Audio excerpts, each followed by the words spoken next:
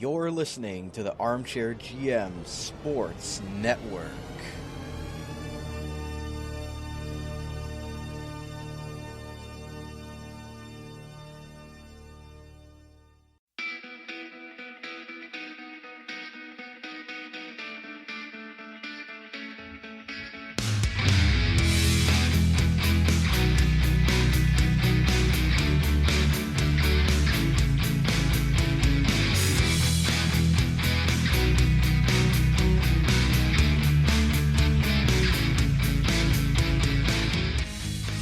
You're listening to the Full Count Major League Baseball podcast, your local source for trending Major League Baseball topics, season analysis, fun, objective discussions, and up-to-date coverage of the Toronto Blue Jays organization from right here in the Niagara region. Here are your hosts, Brandon Caputo, Reece and Colin Ward. Welcome back, baseball fans, to another episode of the Full Count MLB podcast, right here in the Armchair GM Sports Network, your May 10th, 2021 edition. Your source of North American sports coverage by sports fans, for sports fans, delivered to you right here in the beautiful Niagara region. You can find us on social media for updates and giveaways by following the podcast on Twitter at ArmchairGMPod, as well as follow this show's Twitter account at AGM Full Count Pod. As well, you can find us on Facebook and Instagram. We're on many platforms, including Spreaker.com, the free Spreaker app, Spotify, YouTube, Apple Podcasts, Google Podcasts, iHeartRadio, CastBox, and Deezer. We're on all those different platforms for you. You're ever getting your podcasts at, search the Armchair GM Sports Network. And lastly, our beautiful user-friendly website, armchairgmsports.com, for all things regarding the network, including articles, podcast episodes, sponsors, and contributors. As well, we have a brand new mobile version of our website, so go and check that out as well. As always, I'm one of your hosts of the Full Count MLB podcast. I am back. My name is Brandon Caputo. You can follow me on Twitter at Capoots13_AGM. And I'm very pleased to be joined again by the two guys that have been carrying the show for me during my hiatus. They are the hosts of the 0-60 OHL podcast. First, we have the president, El Presidente of the Left-Handed Catcher Association. He is Colin Ward. You can follow him on Twitter at ColinWard_14. Colin, what's going on?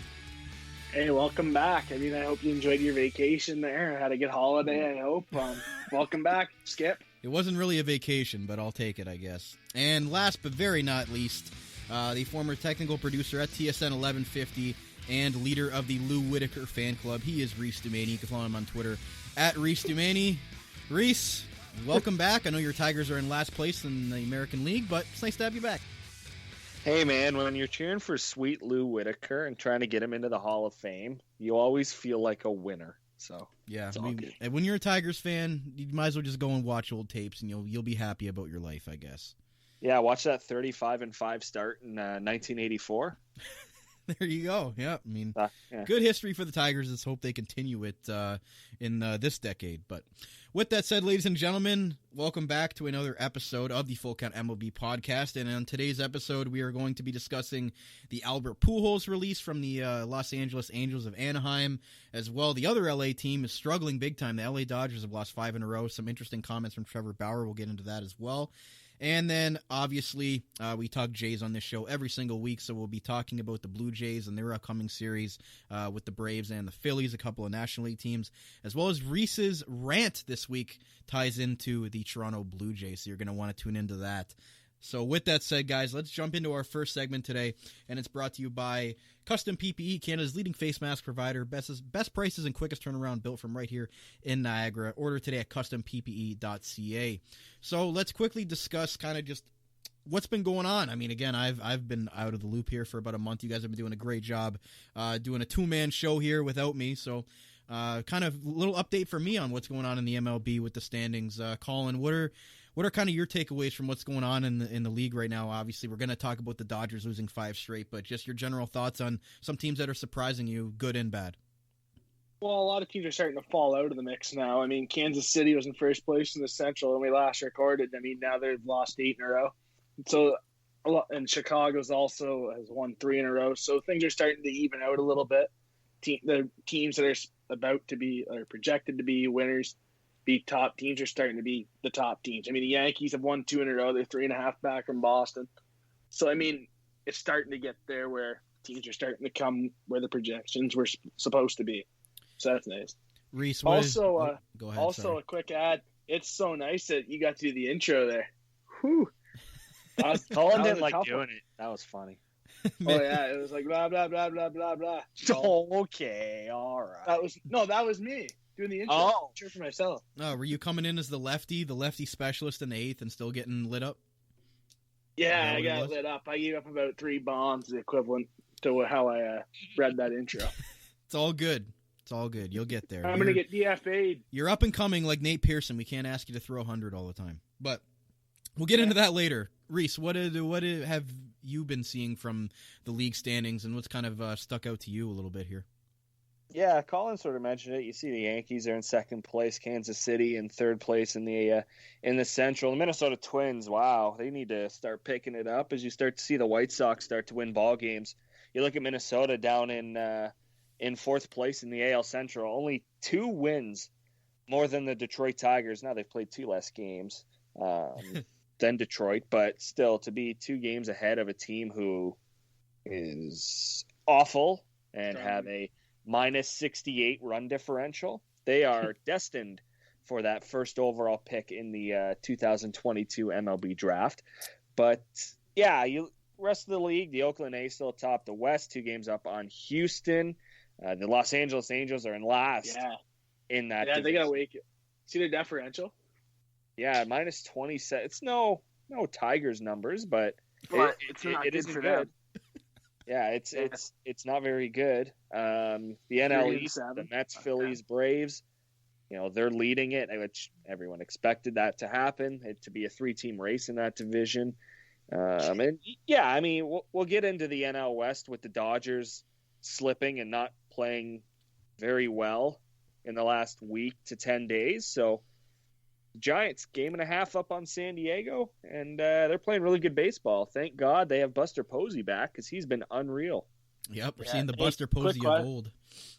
Quick question for you guys. Do you guys believe in the National League East that the 4th place team is the only team with a plus run differential? Miami Marlins, it's plus 20. Yeah. Every other team in that division is negative.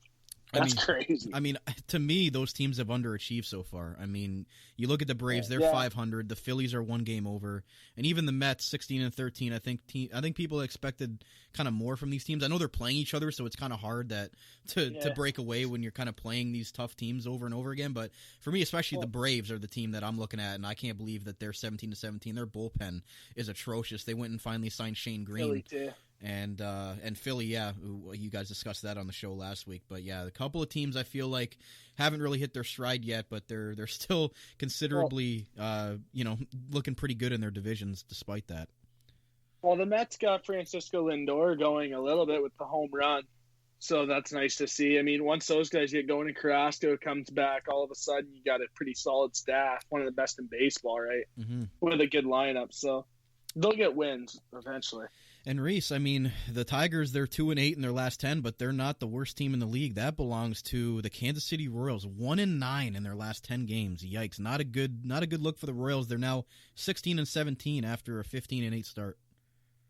Yeah, and that run differential, and I know we've been talking about it the last couple of minutes, and maybe people are getting tired of hearing the words run differential, but I just said it again, so I guess it sucks to suck. That's the buzzword. The Kansas City Royals minus 31. They were a team where you're like, oh, it's Kansas City. They have Salvador Perez and Whit Merrifield, and that's kind of it. Danny Duffy's 1,000 years old, so we don't expect him to do much, even though he's actually had a really good start to the season.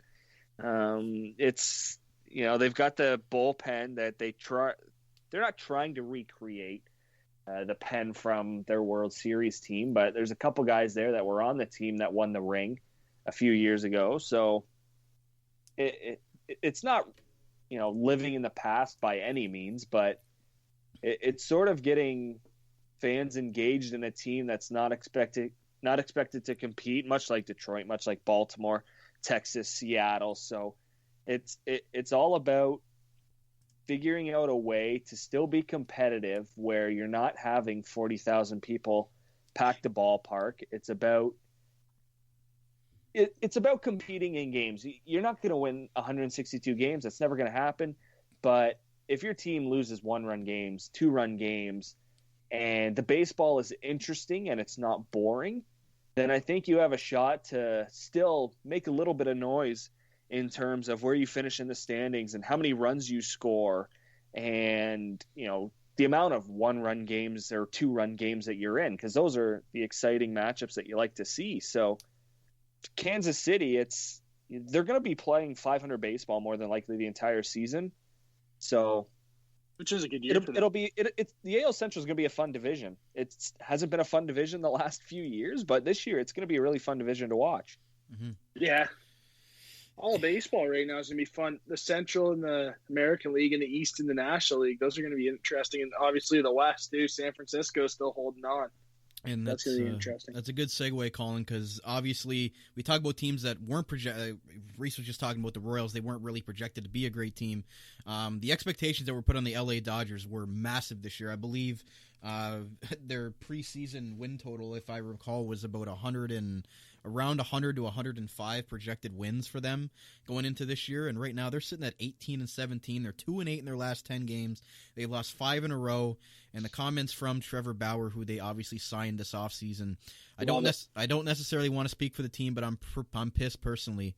I don't like losing. I want to win. That's why I came here, and we're not playing up to our capabilities right now, so I'm mad. So, Colin, obviously, again, you like it, but again, yeah. what is going on with the Dodgers, and why have they lost 5 straight games? I know they have some key injuries right now, but for a team that was projected to win over 100 games and lead the MLB in wins, why are they sitting third place in the NL West, 1 game over 500 at this point? Well, they had a lot of injuries for sure, and I mean, I think they're still trying to figure it out. They had that emotional series with the Padres there back at Dodger Stadium. Then after that, it kind of went downhill a little bit. I just think they're trying to figure it out right now on the fly. And once they figure it out, the Dodgers will be fine. They're too good not to be a playoff team or a World Series contending team. I mean, they're gonna be there. I just think that right now they just got to figure it out. And I love Trevor Bauer's comments. I do. I really like that. But now someone has to step up and do the job. I mean, it's the get it done league, right? You can't talk. If you're gonna talk, you got to walk the walk. So I hope now that looking in their next games, I mean, you play Seattle at home, that you got to win that series. I mean, if your highest paid pitcher is going to come out and say that, you got to go out and perform now.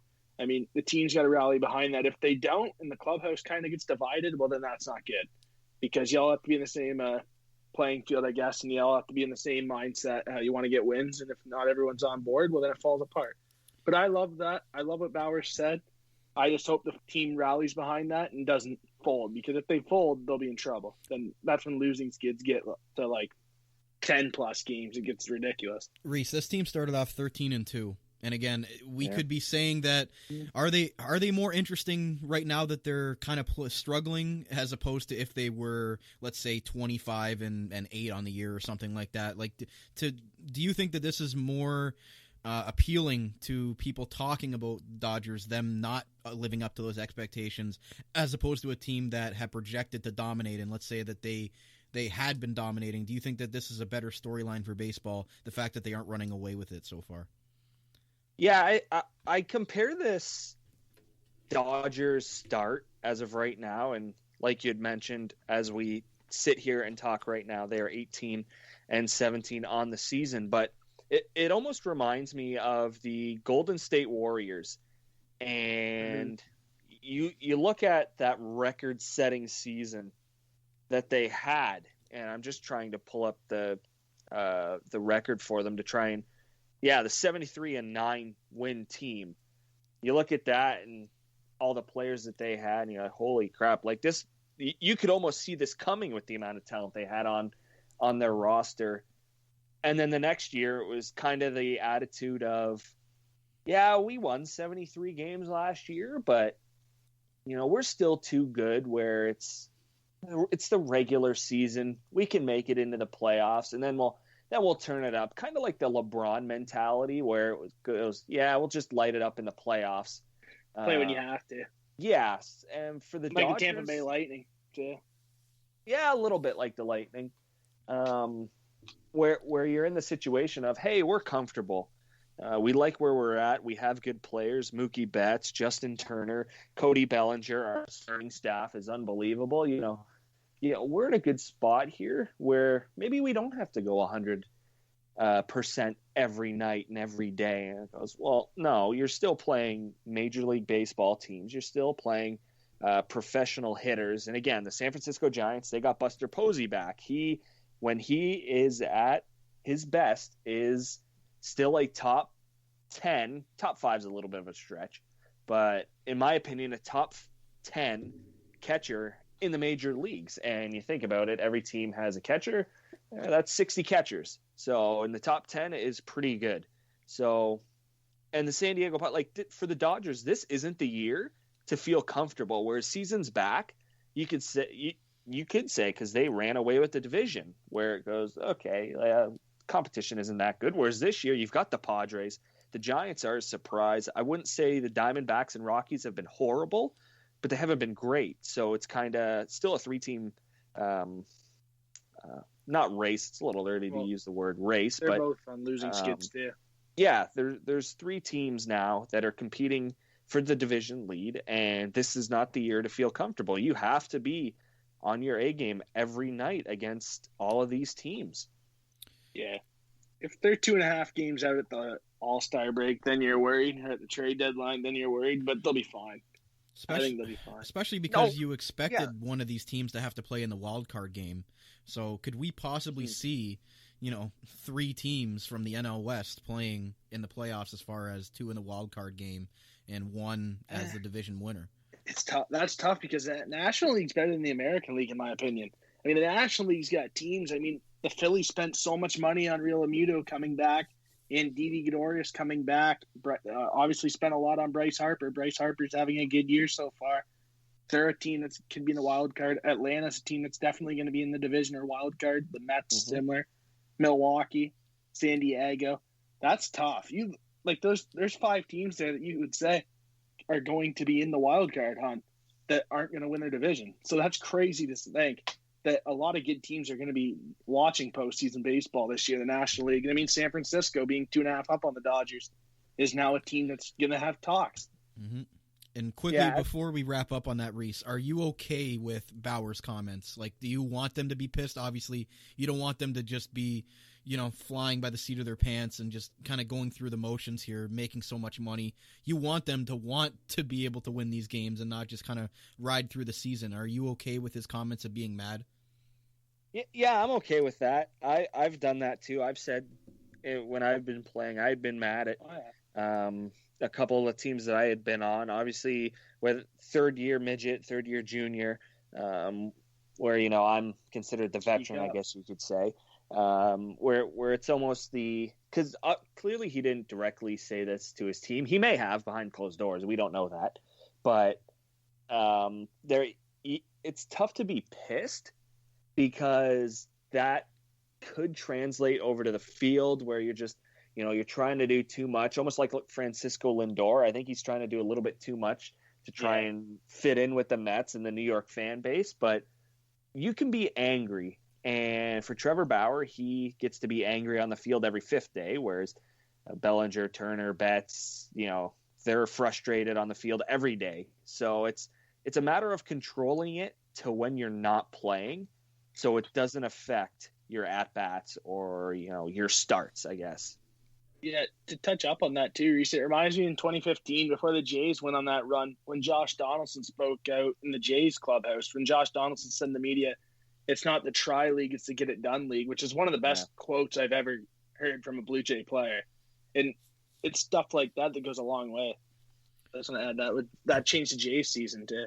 Yeah, no, absolutely. And again, it is concerning for the Dodgers, but again, they've got some key injuries, and like you guys both mentioned, it's a long season, and you would expect them to kind of rise to the top. The cream rises to the crop, hopefully, by the end of the season. We saw the Yankees struggle early on, the Braves struggle early on, but they're slowly but surely making their way back up their division. So we'll kind of have to monitor that and see if the Dodgers can kind of get out of this, especially, not playing the Padres in those couple of key series that they had last week. So with that said, let's take a break, and we're going to come back and talk about Albert Pujols, the future Hall of Famer who was released earlier this week by the LA Angels. And there's a lot of people on the fence about this, on whether that was the good move or the bad move. So we're going to get the guys' reaction to that move in the second segment. So stay right here. Be right back on the Full Count MLB podcast and right here on the Armchair GM Sports Network.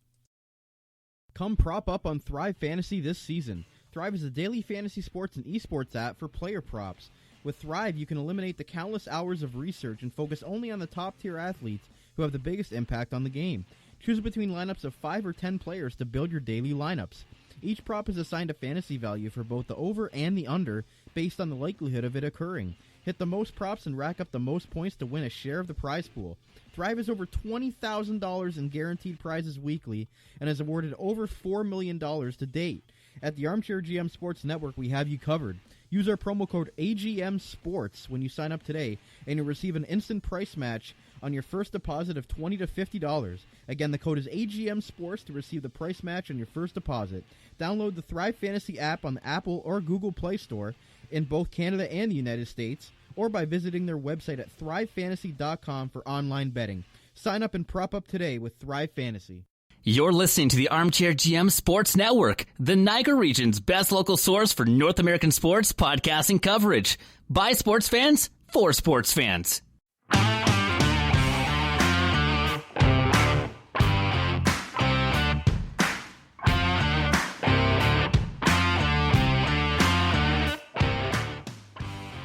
All right, ladies and gentlemen, welcome back to segment 2 of the Full Count MLB podcast here on the Armchair GM Sports Network.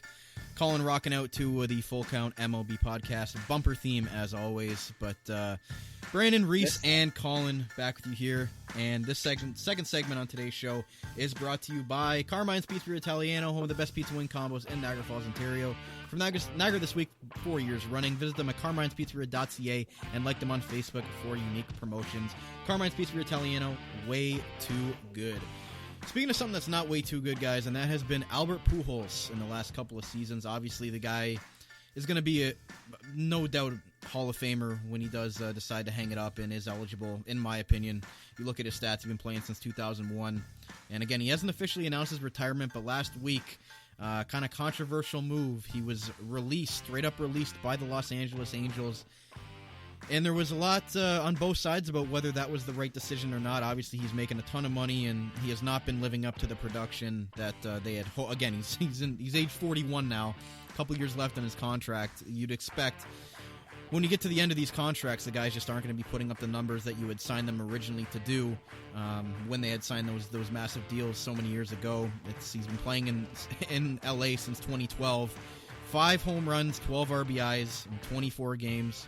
Just not great numbers for Albert Pujols. Reece, let's start off with you. What do you think about this decision? Do you think it was the right move? And if it might have been the right move, do you think it could have been done in a more professional way for somebody that means so much to the game like Albert Pujols? Yeah, it's hard for me to argue something like this when people could easily throw it back in my face and say, "Oh, what about Miguel Cabrera?" And there's an argument for that, whether we have time for it or not, I don't know. But Albert Pujols will be one of the best hitters of all time. Clearly, like you said, he's going to be in the Hall of Fame. It's just a matter of time.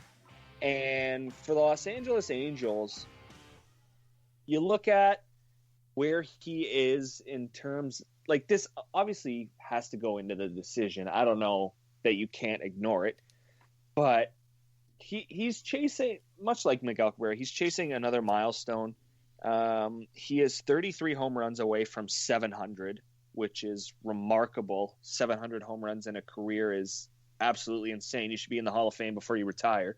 But where the Angels are at, and if everyone's projecting them to win their division and make it into the playoffs and finally let Mike Trout experience it, you can't have someone on your roster who is going to take away an opportunity for someone to make your team better.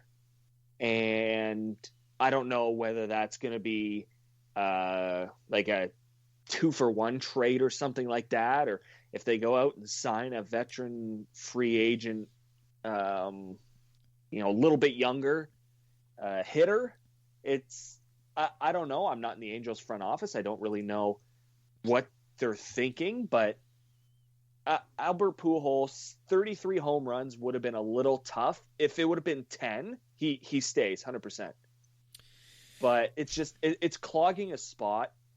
And I think that it could have been handled better, but his time was coming to an end. Like, we all saw it. Yeah, I mean, exactly. he's on the roster because of his salary, not because of how much he means to the team as far as on the field production. Again, he's been a big mentor for a guy like Mike Trout, becoming the best player in the game, no doubt. And again, there's been some strong comments, Colin, and I want to get your thoughts on this. This was from Pedro Martinez. I can't thank him enough. He was an unbelievable person, unbelievable friend to me.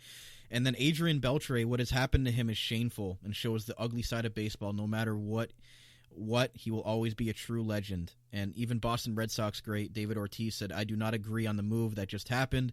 That was devastating for fans and the player. I know this is a business, but I expect someone like you to walk away like you deserve. You have done so much for baseball that is hard to replace someone like you. Again, this is from MSN.com's article here. But Colin, what do you think of those comments? And again, they're warranted from those guys, and the guys that mostly that we're talking about here announced their retirement before the season started, and they had, the farewell tours. They were given pregame ceremonies where they were been given gifts from opposing teams and things like that. Albert Pujols didn't announce, at least to my knowledge, that he was retiring after this season. And even if he did, wouldn't you think that means that he's going to be on the team for the rest of the year, no matter how poorly he has played? I just want to get your comments on kind of that in general. Well, he had 5 home runs on the year, which is right now it's 63rd in baseball. But he was like second on the team in home runs when they DFA'd him behind Mike Trout, who has 8 right now. I was kind of surprised. At the same time, I wasn't, because if you have guys on your roster or guys in AAA that can produce those numbers, you gotta make the move if you want to go for it. Mike Trout needs to get to the playoffs sooner than later. But yeah, right now, looking at the teams that could pick him up, Adrian Beltre said a lot. Why doesn't Texas pick him up?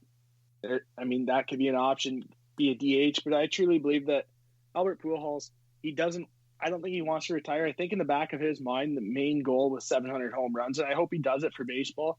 That'd be similar to Derek Jeter's 2,000 hit. I remember when he got 2,000 hits, sounds like a big deal around baseball. Everyone talked about it because Derek Jeter, one of the best modern-day players in the Yankees' history, he had 2,000 hits, a home run, which is pretty cool to see.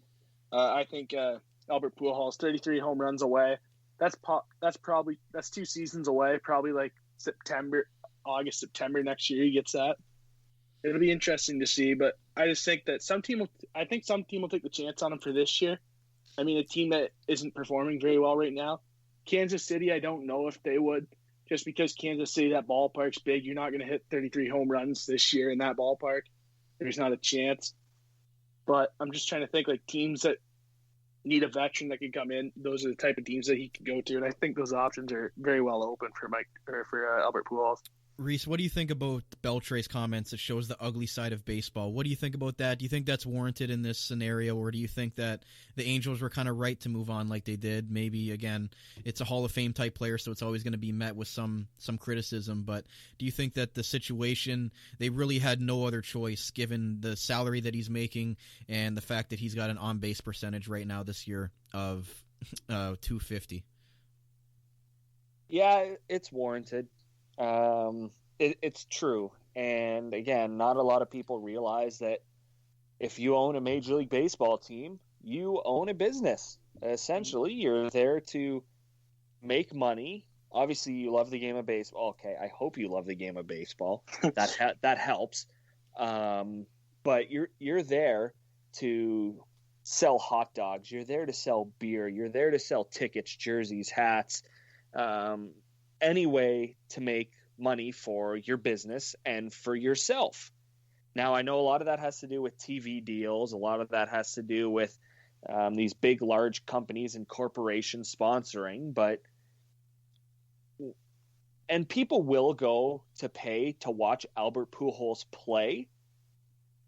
But with the Los Angeles Angels, it was not a guarantee that he was going to step on the diamond as one of the 9 Angels on the field. So that's where you kind of look at it as, from the business perspective, does Albert Pujols make my business more profitable by having him sit on the bench? because people will say, oh, well, if he's probably not going to play, well, then I'm not going to go buy a ticket and then buy a hot dog at the game or buy a beer at the game or, a pizza, ice cream, whatever. So that's just taking money away from yourself. Whereas if Pujols isn't part of your roster, then it really doesn't make a difference. Whereas if someone signed him and he comes back to LA, more than likely he's going to play, because that's usually the way it happens. You visit an old team's ballpark with the numbers that you've put up, you're going to play because people are going to stand. They're going to come watch you. It's just that's just the way it is. So from the business side, Adrian Beltre, 100% right. It happens. Good players get cut. Good players get traded. It's just it's the way it goes. But I don't know what these people were expecting.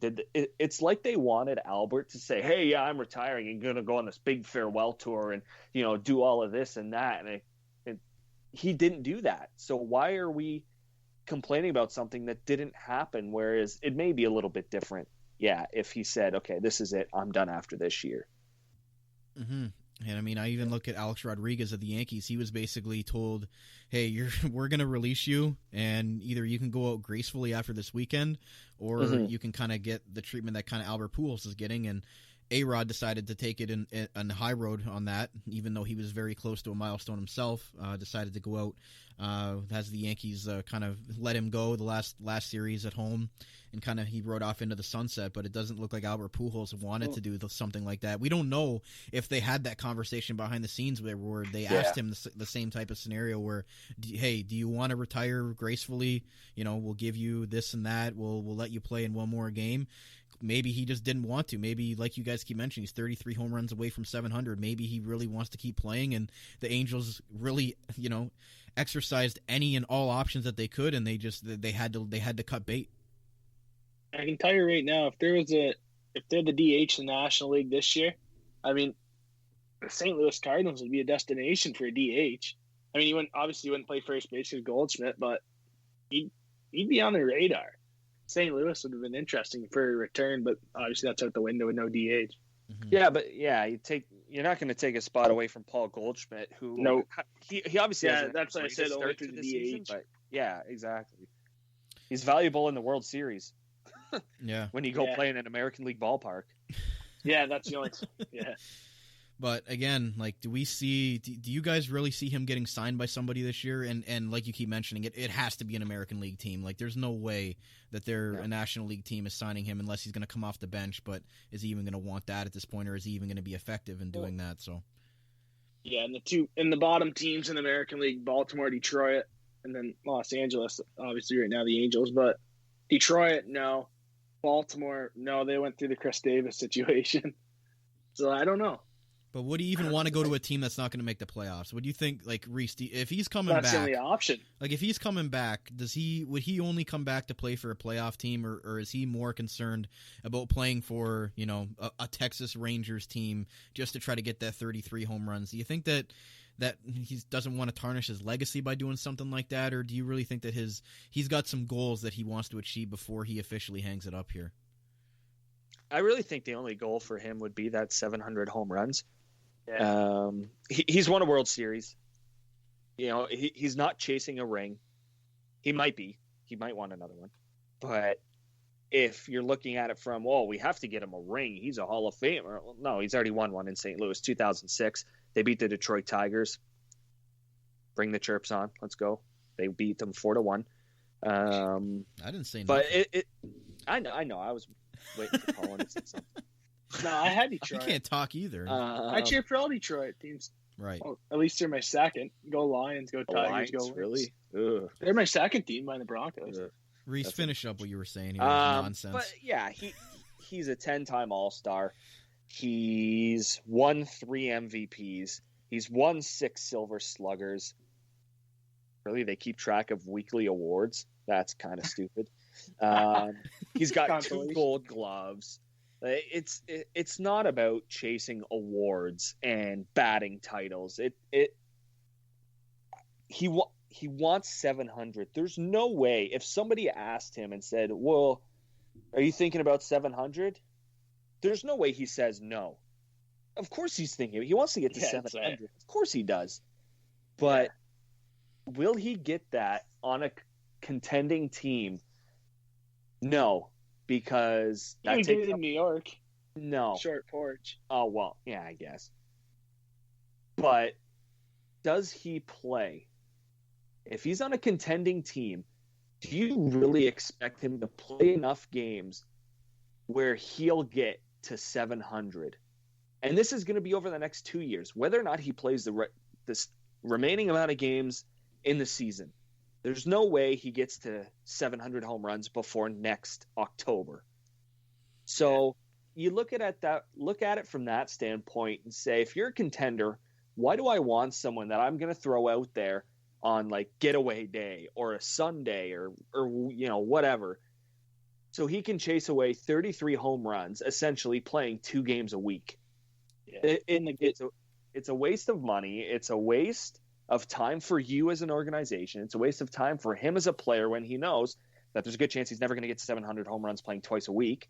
And that business-wise, it makes no sense, because in the playoffs, if you're looking for someone to clutch up off the bench, I don't think you're going to turn to Albert Pujols at this point in his career. There's no way.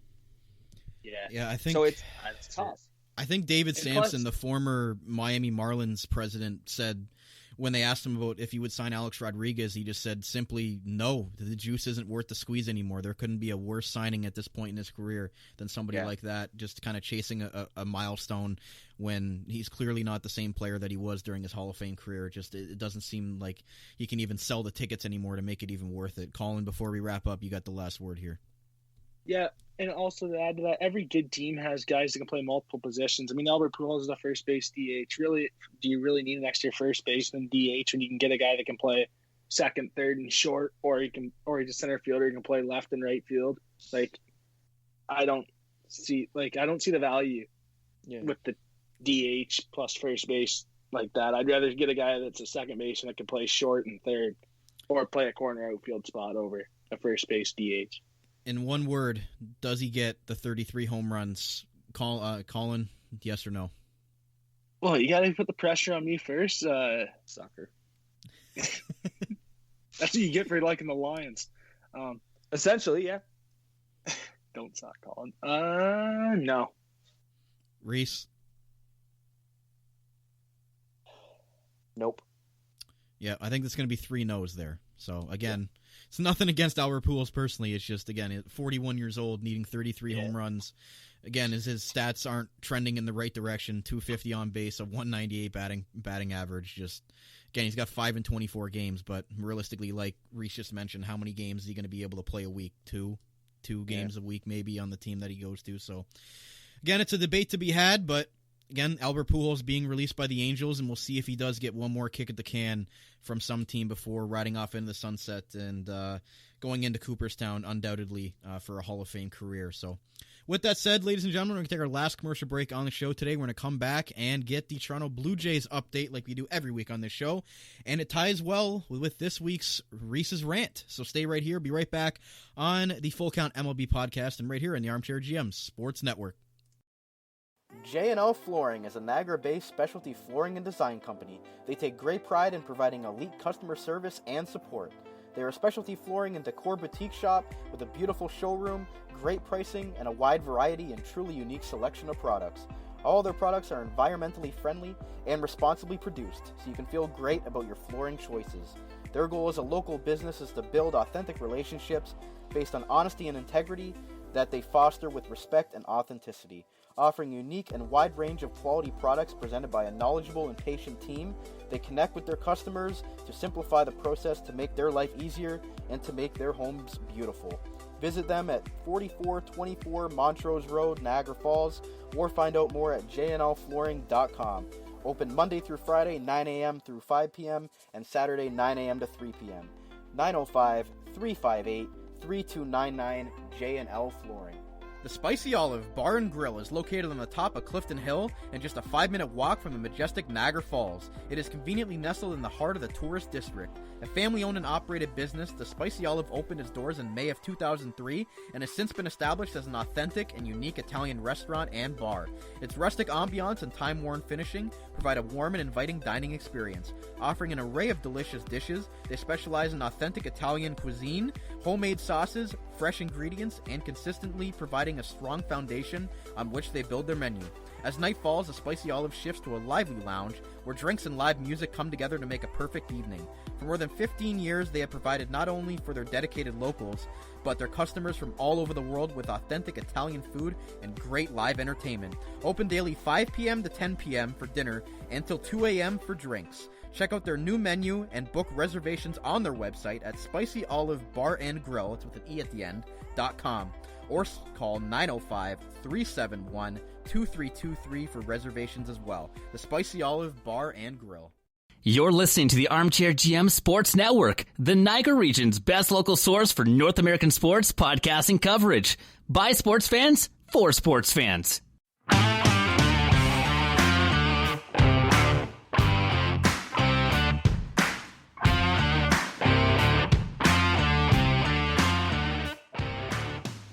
Welcome back, ladies and gentlemen, to the final segment of today's Full Count MLB podcast. Brandon Caputo, Reece, and Colin Ward back with you here. And this final segment today is brought to you by the Spicy Olive Bar and Grill, authentic and unique Italian-style food from right here in Niagara Falls. Check out their Facebook page and Instagram for updates on their brand new menu. Check them out at spicyolivebarandgrill.com. So, guys, let's end the show today, like we always do, with the Toronto Blue Jays organization update. And since we last spoke, the Jays obviously split the series with the Oakland A's to 2-2, or 2-2, not 2-2-2. This isn't hockey.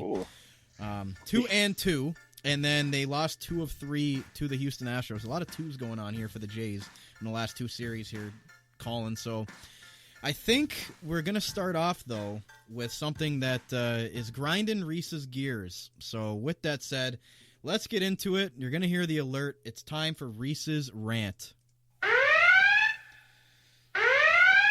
Oh, man. Reece, what do you got for us today? Man, this has kind of gone on hiatus a little bit the last 2 weeks just because nothing has really made me angry too much. But following Nate Pearson's season debut, Twitter kind of has gone nuts, as it usually does. And I just thought I'd enlighten some people on what to really expect from a young pitcher who's expected to come in and be a starter right away. So Nate Pearson in 2020, so that shortened season, he appeared in 5 games, started 4 of them, at a record of 1-0. That's really the only bright spot. A 6 ERA, 18 innings, gave up 14 hits and 15 runs, 12 of them earned. This season I'm not even going to talk about because it's been 1 start. John Smoltz, in his first season with the Atlanta Braves in 1988, went 2-7 with a 5.48 ERA. That was in 12 games started. In 64 innings, he gave up 74 hits and 40 runs. Greg Maddux, in his first season with the Chicago Cubs, at the age of 20 in 1986, a record of 2-4 with a 5.52 ERA, 5 games started. I'll give him the exception because he had a complete game that year, so that's pretty sweet as a rookie. But in 31 innings, he gave up 44 hits and 20 runs, which isn't terrible, but it's not the greatest. And then, of course, the late, great Bob Gibson, and now we're talking Stone Ages ago, so the game is completely different. But just in his rookie season, 1959 with the St. Louis Cardinals, had a record of 3-5, ERA not the worst, 3.33. That was in 9 games started. And in 75 innings pitched, he gave up 77 hits and 35 runs, which is pretty decent for a rookie. Why are we expecting I suck at math. Why are we expecting, I'm 22, okay. Why are we expecting a 24-year-old to come in to the major leagues, strike out every hitter at 100 miles an hour, go 7 innings every start, and win the Cy Young out of the blue? It makes no sense to me why we have such sky-high expectations for a rookie. Now, you could say, oh, Randy Arozarena is, lighting it up. He lit it up in the playoffs last year, and he wasn't even considered a rookie. Though. And yeah, I was getting to that. And you look at Casey Mize, first overall pick by the Detroit Tigers. Cy Young, right? Right? Wrong. He is 0-3 this season with a 6.99 ERA. He's given up 29 hits in 28 innings, 22 earned runs. What are we doing here? Yeah. He's not going to win you a World Series. You can't rely on him to help you win a World Series in his rookie season. That's too high of an expectation for today's game. These hitters are on a different level. AAA, you have guys that are just wasting away their careers playing in AAA because they're not good enough for the big leagues. We can't compare a guy's AAA stats and expect it to carry over to the major leagues. You're not facing Aaron Judge in AAA. You're not facing JD Martinez in AAA. The major leagues is on a different level compared to what it is in AAA. And you can say what you want about how he was developed with the training staff, athletic therapists, what have you, all the pitching instructors, pitching coaches. You can say what you want about them, but it boils down to a 24-year-old state of mind and the confidence that he has going into each start. People are saying they should send him back down. What the hell's that going to do to his confidence? Nothing. He's just going to light up AAA. That's horrible. That's a stupid idea. Roy Halladay went back down to single A. You send it, yeah. Again, you can look at it a little bit differently. Yeah, there's going to be struggles from where he came up. But what are we doing here, people? He's a rookie. He's going to suck. Expect it. If the Blue Jays were garbage, his stats would be even worse. Well, it wouldn't matter if they were garbage. That's the point. I don't think people would care if they were garbage. I think it does. But yeah, okay. That's just me. That's kind of where I'm at right now with Nate Pearson. Let's stop expecting him to let's stop putting him in the Hall of Fame before he's even won a game this season. So, Colin, what are your thoughts on the Nate Pearson situation? Obviously, you follow the Jays more than both of us do. So what are your thoughts on what's going on with that situation? Well, I agree with Reece. I mean, I do. I mean, AAA does nothing for him. The only thing, the big takeaway I got from that yesterday was, one, he wasn't even looking at the plate sometimes. And I know that's mental. I know a lot of it was mental. I mean, he's 24 years old. But, he was walking guys. He wasn't finishing down on his fastball at all. I mean, he wasn't looking at the plate. I mean, you got to look where you're throwing. The plate doesn't change from AAA to the majors. That's one.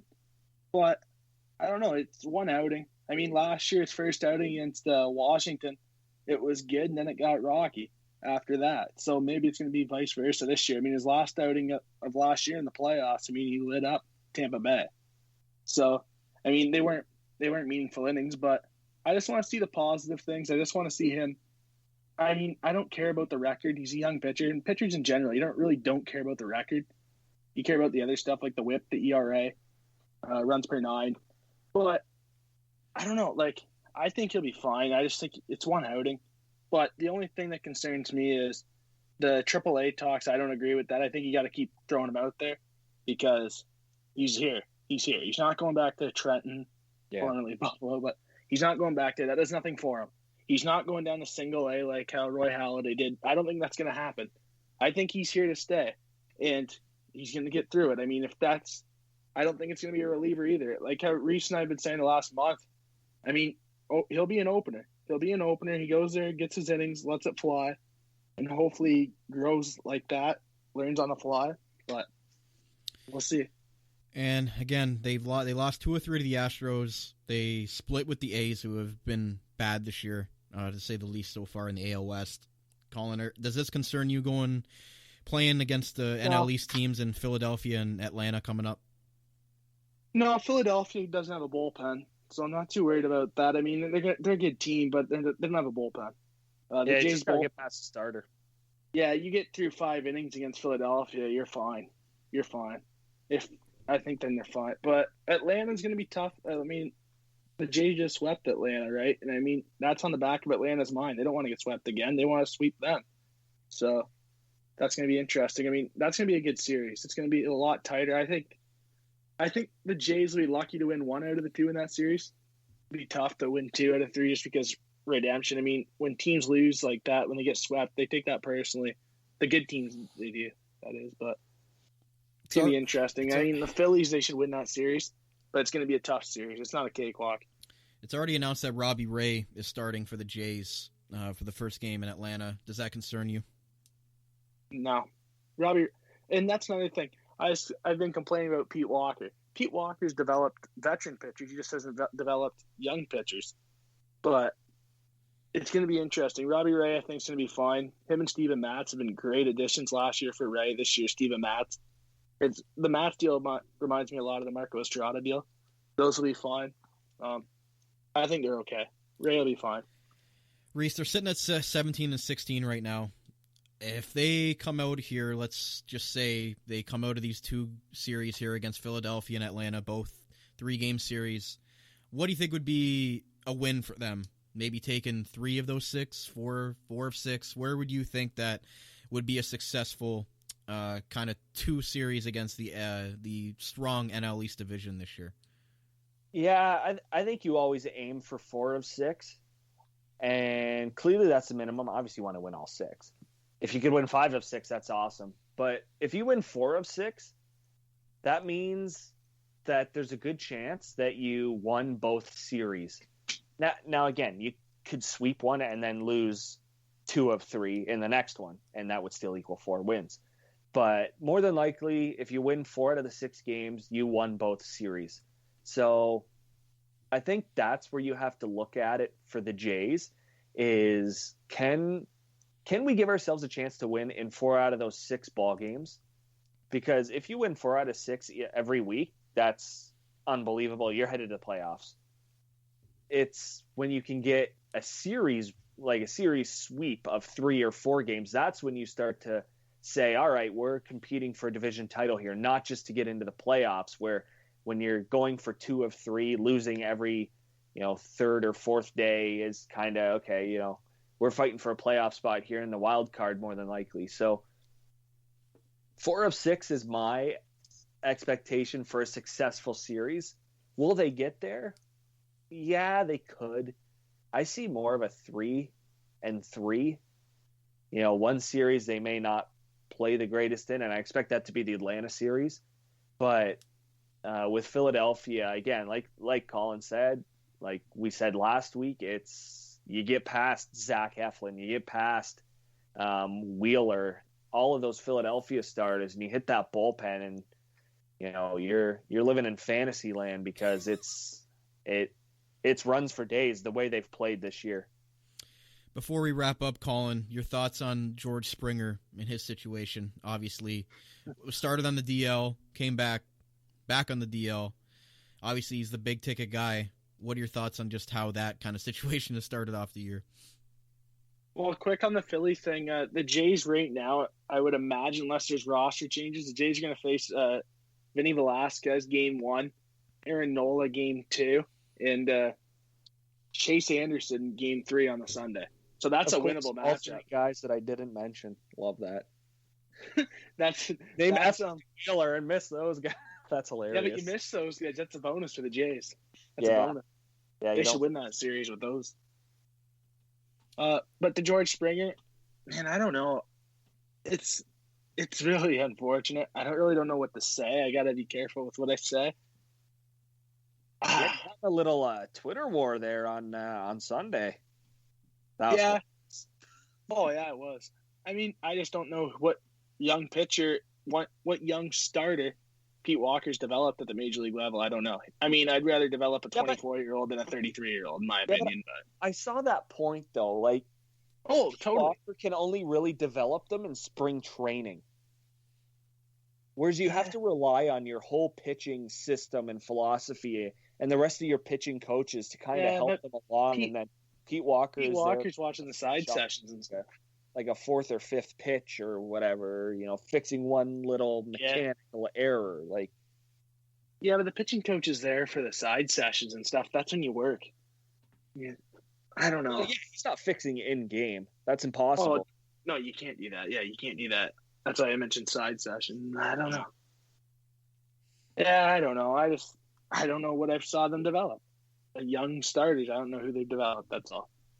But George Springer, it's unfortunate. It is. Hopefully, I mean, I'd rather him be out longer and be 100% than come back 75% like that, in my opinion. So we'll see. It's hard to react on that. I don't really know. Yeah, I mean, it's just tough. It's just unfortunate. You pay a guy the big money, he's excited to come in and just can't stay on the field. He should be a New York Yankee. But, Reece, I'll give you the last thoughts on today's show here. What are your just general thoughts on maybe George Springer or something else that on the Jays that kind of sticks out to you right now?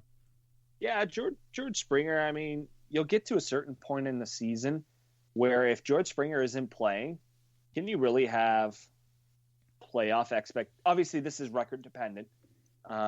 Say they're 10 games under 500 in middle of June, and George Springer's still not back from the IL, which would be horrible. And more than likely, he'd be transferred onto the 60-day DL way before. But I think the longer he's out, the amount of hype goes down.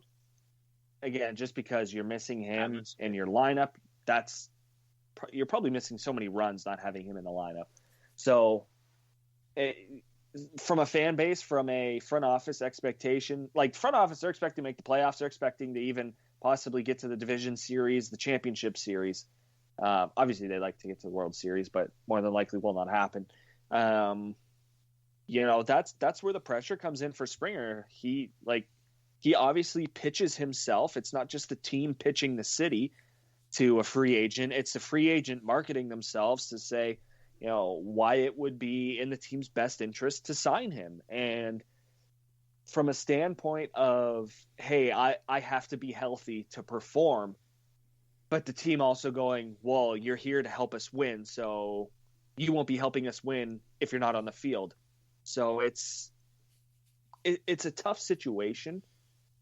Like Colin said, it's better for him to be out than to have him on the field playing hurt. But you can't, if you're the Jays, you can't screw this up.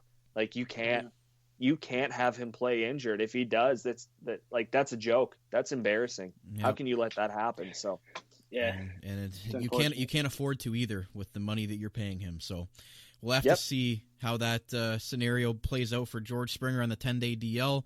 Hopefully by next week we'll have some more news on him. But with that said, ladies and gentlemen, that's going to wrap it up for today's episode of the Full Count MLB podcast on the Armchair GM Sports Network, your source for North American sports coverage by sports fans, for sports fans, and delivered to you right here in the beautiful Niagara region. As always, I'm one of your hosts of the Full Count MLB podcast. My name is Brandon Caputo. You can follow me on Twitter at Caputs13_AGM with a Canadian Z. As well, you can follow my co-host Reece at Reece Dumaney and Colin at ColinWard_14. Again, he's taking applications for the Left-Handed Catcher Association. Make sure you're getting in on that. Big thank you to all the great... There's applications for the Lou Whitaker fan club, too. Absolutely. The Lou Whitaker for Hall of Fame fan club. Those are also open. Big thank you to all the great sponsors who help put us on Sport the Network, keeping the show on the air. Make sure you're checking them out and telling them that the Armchair GM sent you. And finally, to you viewers out there and baseball fans for tuning in and listening along for this episode. And once again, this is the MLB, or Full Count MLB podcast on the Armchair GM Sports Network. We'll see you guys next week.